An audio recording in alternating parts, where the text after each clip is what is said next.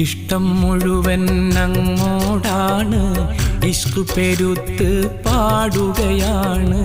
കാണണമെന്ന് കൽബിലെ മോഹം ഒരുപാടാണ്. റൂഹ് പിരിയും മുമ്പ് പുണ്യമദീനയിൽ എത്താനാണ്. ഇഷ്ടം മുഴുവൻ അങ്ങോടാണ്, ഇഷ്ക് പെരുത്ത് പാടുകയാണ്.